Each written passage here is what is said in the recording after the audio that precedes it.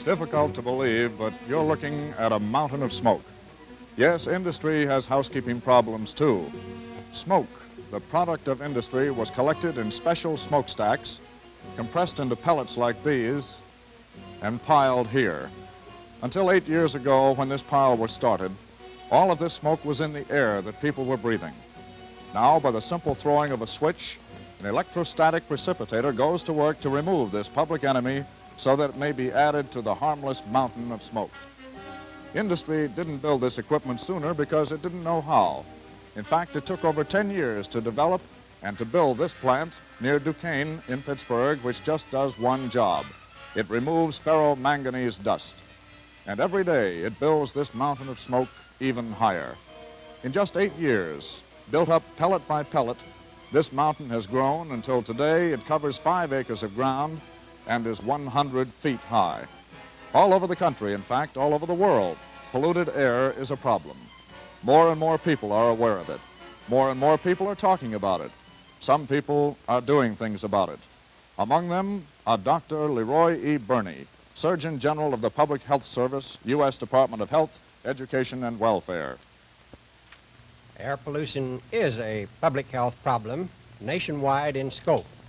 It is not limited to any one cause or any single community.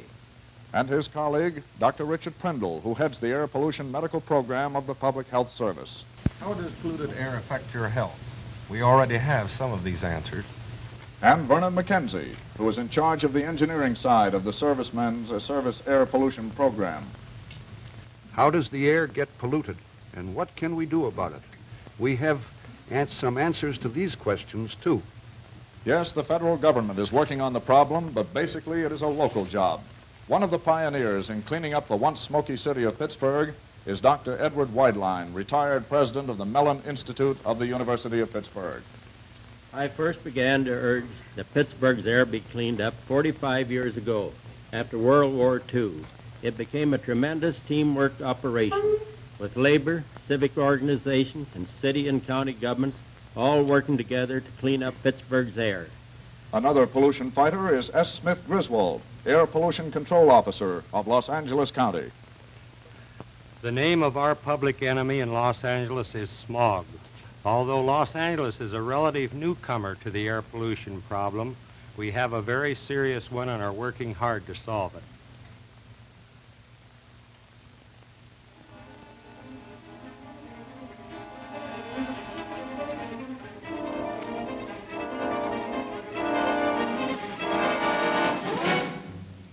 This is Public Enemy, the story of man suffering from the byproduct of his own progress. The story of air pollution. This isn't a problem just for the experts. Everybody causes it. Everybody can help to whip it. Backyard incinerators and open rubbish burning. Factory emissions. Automobile exhausts. Refinery, chemicals and fumes. Burning leaves. And open burning dumps. Those sources cause things like this to happen in a community. The problem of clean air is a major one in many parts of the country. With the growth of our cities and the parallel growth of industry has come a brand new kind of life, a standard of living higher than the past could even have dreamed of. But where you have progress, you have problems. Air pollution affects almost everyone and everything in 8 principal ways. Health effects, irritation, nuisance, soiling, corrosion, reduced visibility, damage to plants, and damage to animals. The air over our cities can probably never be returned to the purity of the wide open spaces. To breathe this kind of air, we must travel ever-increasing distances. But we can make it fit to breathe and keep it that way. Pittsburgh, St. Louis, and others have pointed the way that they are winning the first half of this air pollution battle, the fight against smoke. One of the reasons we've made this much progress is because years ago, a few men recognized the dangers of air pollution and decided to do something about it. Dr. Weidlein, I understand you began fighting air pollution back in 1913. That's right. Pittsburgh was indeed a smoky city in those days, and it took a long, hard fight to change it. Many men had to change shirts twice a day. It was dark in the middle of the afternoon. Every building in town was ugly with grime. Our problems in Pittsburgh was a result of the fact that it's a heavily industrialized area, coupled with the fact that the fuel used for heating was soft coal. Well, how did Pittsburgh get cleaned up? By everybody working together. Everybody helped. Some people used to think that you had to have smoking factory stacks to have full paychecks, but they learned otherwise and joined the fight. Others said that cleanup campaigns might raise prices, but they learned that it cost more to be dirty than to be clean. Service clubs, church groups, industry, labor, unions, everybody pitched in. Well, would you say that the air pollution problem in Pittsburgh has now been solved? No, it hasn't. You must understand that the contemporary air problems involves a great deal more than smoke. Chemical gases and even metals are discharged into the air. No city has yet succeeded in controlling those sources of pollution. Well, I realize that. As I deal with the news daily, I continually run across items about air pollution in more and more cities. It's obviously a national problem. Dr. Burney, does the federal government have any regulatory power in air pollution?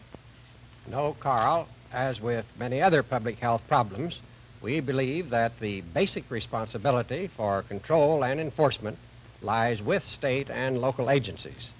Our job is to contribute to research on problems that are national in scope, both in our own laboratories and through grants to other institutions, and to assist states and communities by providing technical assistance to them and by helping to train air pollution specialists. Well, would you say, Dr. Burney, that air pollution is a major health hazard in America today? Carl, we are trying to find out how serious a health hazard pollutions are in America today. We know that air pollution can cause death under special circumstances. In Great Britain, the medical profession agrees that air pollution is a basic cause of a condition called chronic bronchitis, which ranks third among causes of death in England. Fortunately, chronic bronchitis is not a major problem here, but there is statistical evidence which suggests that air pollution does have an effect on health. You mean that breathing city air over a period of time may be harmful? Yes, we know that there are toxic substances in the air which, in higher concentrations, can be harmful or fatal. We know that there are organic substances in the air which act as irritants to membranes and tissues. And we know that people in cities have a much higher death rate from a number of diseases than people living in the country. I'm going to ask Dr. Richard Prindle, who is in charge of our air pollution medical program, to tell you about that. The difference between urban and non-urban death rates for lung cancer, cancer of the digestive system, and arteriosclerotic heart disease is pretty dramatic. For example, out of every 100,000 people living on farms and in small towns, fewer than 15 will die of cancers in their respiratory system, the lungs, the bronchus, the trachea. But in big cities, what happens? The death column rises. About twice as many will die of these diseases. We get the same kind of picture with cancer of the stomach and esophagus, and with heart disease. And you blame air pollution for this? Not exclusively, of course, but it seems like a likely suspect as a contributing factor, along with increased strains, accelerated tempo of life, and many other factors. Well, I can see how the kind of air you breathe might affect your respiratory system, but why do you think it affects the digestive system and the heart? We don't know exactly what happens to the pollutants when they get inside us, but we know that many air pollutants are swallowed. The possible relation to heart disease is more indirect, but it is possible that irritants in the air cause changes in the tissue of the respiratory tract. These changes hamper breathing, and this, in turn, affects the heart and circulatory system. I gather that most of the medical research is an attempt to find out whether the pollutants which man puts into the air, some of which we cannot even see or smell, stay in our system, building up gradually or causing progressive damage, slowly undermining our health. Exactly. We already know, of course, that intense pollution can and does kill. It has happened both in this country and in Europe. The onset of intense fog holding pollutants which settle like a pall over the community, when this happens, people know it. Doctors work around the clock. Hospitals are filled. Deaths, particularly among the aged and the chronically ill, increase substantially. But more often, it happens without people even realizing it. For example, in London in 1952, there were between 4,000 and 5,000 more deaths in a single week than would normally occur. It was not until months later, when death records were analyzed in relation to weather, that Londoners became aware that the intense smog which had bothered them was actually a killer. Well, then a killer smog could happen to any community at any time. Yes, that is one of the reasons why people need to be aware of the dangers of intense pollution. If killer smogs are recognized early, sources of pollution can be temporarily reduced until the fog lifts. This way, lives will be saved. Dr. Burney, is there any research underway to help us find better, quicker, and cheaper ways of cutting down air pollution? Yes, Carl, actually a great deal, particularly in the engineering field. One of the big projects is the air sampling network, which has been built up in communities throughout the nation. Mr. McKenzie can tell you about that and about some of the other efforts that are being made to find out what's in the air, what happens to it, and how it can be better controlled. You actually sample air, Mr. McKenzie? Yes, we are sampling the air because before we can effectively keep pollutants out of the air, we have to find out precisely what's in the air. Consequently, sampling stations have been set up in all the states and territories, in about 112 urban and 49 non-urban sites. They are operated by volunteer agencies, usually local health departments, using equipment furnished by the Public Health Service.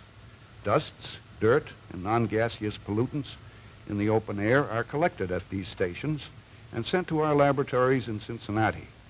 There, the sample is analyzed, and at 3-month intervals, the results of analyses are given to the sampling agencies.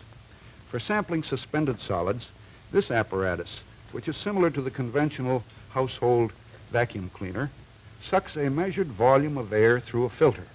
Over a 24-hour period, each of these samplers filter about 70,000 cubic feet of air through a sheet of paper made of glass fibers. Liquid droplets are filtered also and retained along with the solid particles. Well, why don't the pollutants just blow away? They do sometimes, Carl, but whether or not the pollutants blow away depends entirely on the wind and other movements of the air. Normally, on a nice clear day, the air near the ground is warmer than that higher up, and thus tends to rise and carry the pollutants up with it. Sometimes, however, the higher air is hotter than that at the ground because of a particular weather condition called an inversion. At such times, the air near the ground cannot rise, and the pollutants tend to accumulate just as though there were a lid over the entire area. Inversion situations may persist for several days, as occurred this fall in Los Angeles, causing several smog alerts. People often get the idea that an area must be surrounded by hills or mountains which form a kind of natural bowl for this inversion lid to cover. While a natural bowl formation helps keep the pollutants close to the ground, we don't need hills or valleys around a given area in order to have an inversion. An inversion can occur over a town situated on the plains. Now that we're learning more and more about what causes pollution, communities are better able to deal with it. Let's find out what some of them are doing about it. Let's go first to Arnold Arch, a very important man in air pollution control work. He is president of the Air Pollution Control Association and director of the Air Pollution Control Division for Niagara Falls. What do you have to tell us, Arnold? Hello, Carl. The city of Niagara Falls, New York, has long been known by the world as being famous for its cataracts and as a resort area for honeymooners. Niagara Falls is far more important as one of the most heavily concentrated and diversified industrial areas in the world. The fame of our industries is known the world over. It is not surprising that our air pollution problems caused the city of Niagara Falls to adopt the first all-inclusive air pollution control ordinance in New York State. Cooperation with industry is the basic theme of our program, and it has certainly paid off. Thanks, Arnold. And now, to give us an insight of the air pollution situation in Detroit, let's switch to Morton Sterling, Air Pollution Control Officer for the Motor City. Hello, Carl. This is Mort, Sterling, right in the middle of our new multi-million-dollar civic center. As you can guess, there's going to be a lot of white marble buildings located here, and we hope to keep them that way. Although you can't see it in the scene right now, Windsor, Canada is right across from us, across the Detroit River. The international aspects of our air pollution problem are obvious and I believe unique in this country. We hope to solve our transient ship smoke problem through the International Joint Commission this year. And in Cincinnati, Charles Gruber is standing by to explain their particular situation. Cincinnati has made excellent progress in dealing with sources of visible air pollution. Today we have 90% fewer smoking chimneys than 10 years ago. Cincinnati industries have also made good progress in combating fly ash, dusts, fumes, and odors. We must see that our community is informed and motivated to action as technical progress points the way to cleaner, healthier outdoor air. Well, let's pick up another southern city again. This time we'll hear from Jacksonville, Florida, where H.D. Peters is the director of the Division of Sanitation, and T.B. Ard is Assistant Sanitary Engineer. Come in, Jacksonville. Yes, Carl, we in Jacksonville are conscious of our air pollution problems. And while not as acute as in more highly industrialized cities, they do require attention.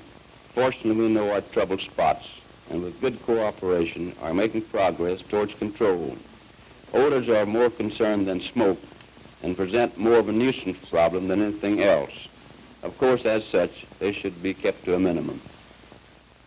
Now, let's sweep clear out to San Francisco, where Ben Linsky, Air Pollution Control Officer, will tell us about their novel arrangement, under which 6 counties and 70 communities are cooperating to combat air pollution.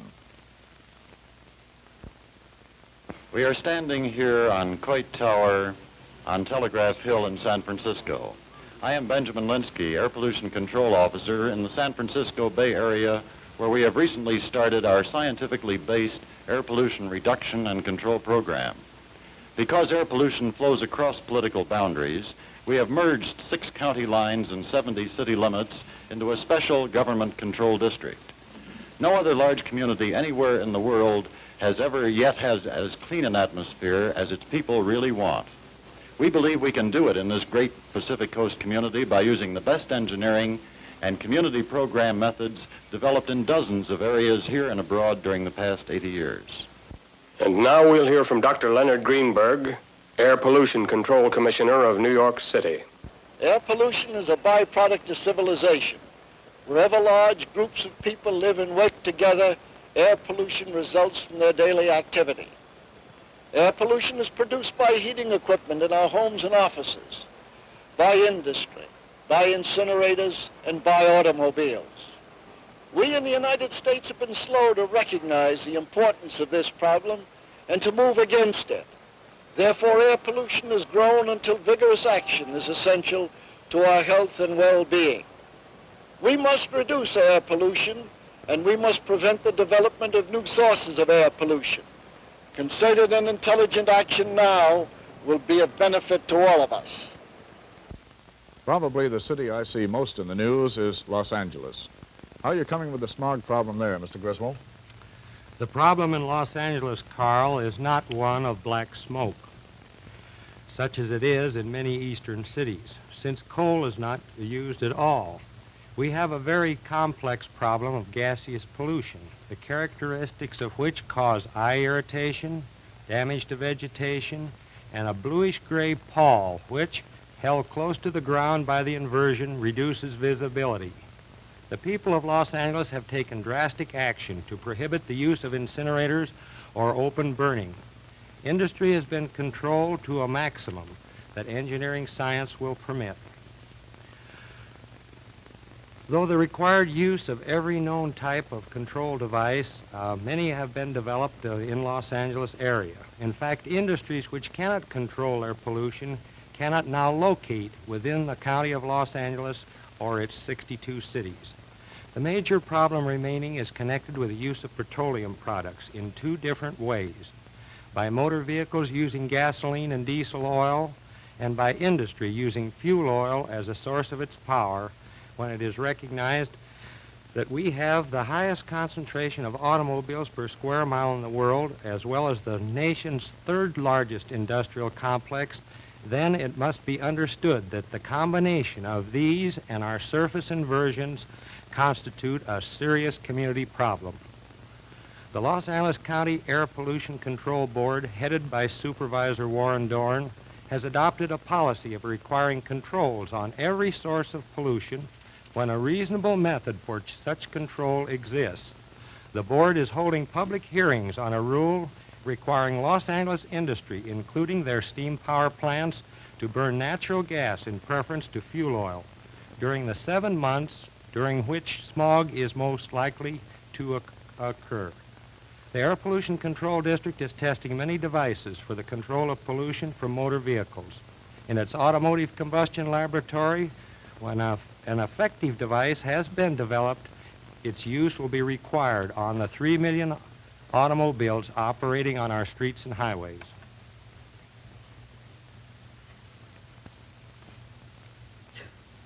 Well, it's not only dirt that bothers Mrs. Public. In Los Angeles and many other cities, polluted air causes physical discomfort, too. And we have seen, Dr. Burney, some of the functions being performed by the engineering and medical divisions of the Public Health Service Air Pollution Program. Well, it seems to me that the problem is getting worse rather than better. As you pointed out, the more our society grows, the more air is being used and polluted, and the greater are the demands on the air around us. Yes, and we have learned that air pollution and smog are not only unpleasant, but may have definite harmful effects on the health of the individual. There is much to be done about this growing problem, and much is being done. For example, in research. In addition to the extensive research program of the Public Health Service, a great amount of research and analysis is being conducted in research laboratories in community air pollution districts, in city, county, and state health departments, and by industry. As we indicated earlier, the epidemiologic work is a very important aspect of the work being done. This shows us the possible relationship between air pollution and such health problems as lung cancer, heart disease, and stomach cancer. Another very important activity, as described by Mr. McKenzie, is the air sampling being done in more than 150 localities around the country. This national sampling network provides the information communities need to attack the problem on the local level. Every day we are analyzing these pollutants in our laboratories, ascertaining their content, the extent of pollution in the various communities, types of sources, and other important data which is needed in combating this problem. But the job doesn't end with the medical, engineering, chemical, and sampling operations. Another important phase is the education of individuals concerned with the air pollution problem, and this includes a great many people. The United States Public Health Service conducts an active training program through which regular and frequent courses are provided to air pollution control people from all over the country. It is also important that people not primarily involved with air pollution control or research should know more about this subject. The better people in all walks of life understand this problem, the better we will all be able to deal with it. An active program of public information and public education is therefore essential. One method of informing the general public, for example, is through this program. The Westinghouse Broadcasting Company is performing a fine public service in producing this program as a means of helping inform the public of the various aspects involved in this very complicated and very important problem. The dissemination of both technical and general information is one of the reasons I called the National Conference on Air Pollution in Washington, D.C. More than 900 people, including leaders of civic, labor, industrial, and many other groups, in addition to air pollution specialists, took part in this conference in November 1958. Various research institutions and local control districts, including several we have heard from on this program, sent exhibits to this conference. A complete aerometric station with the most up-to-date equipment was set up and put into actual operation on the grounds of the Sheraton Park Hotel throughout the sessions. Samples of Washington air were taken on special filters, which were white when they went in, blackened by pollution when they came out. Conference delegates spent a day hearing reports from air pollution and industry authorities, technicians, and health officials. They devoted the second day to individual discussion groups, and on the third day heard reports of these discussion groups, followed by an open forum question and answer session. We hope this conference will be one more landmark in the long battle against air pollution. I hope it will be a turning point so that, say, 10 years from now, the people in every community will be breathing air that is cleaner and more wholesome. We can reach that goal if we all do our part. Well, I certainly want to thank you, Dr. Burney, for taking your valuable time to come here today, and also for bringing Dr. Prindle and Mr. McKenzie along with you. We certainly appreciate your efforts. And, of course, our special thanks to Dr. Wideline for interrupting his retirement to bring the benefit of his many years of experience, and certainly to Mr. Griswold for coming to us from the West Coast and telling us of the problems of Los Angeles. Thank you.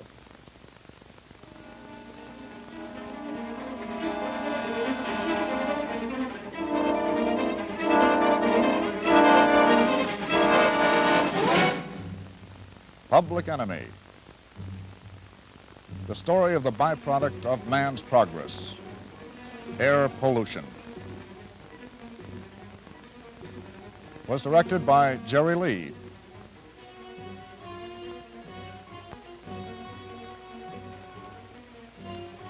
And produced by Roger Wolf.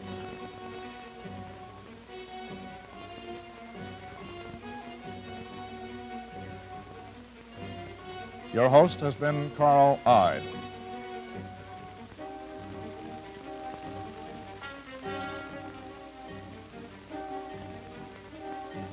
This program was presented in the public interest by Westinghouse Broadcasting Company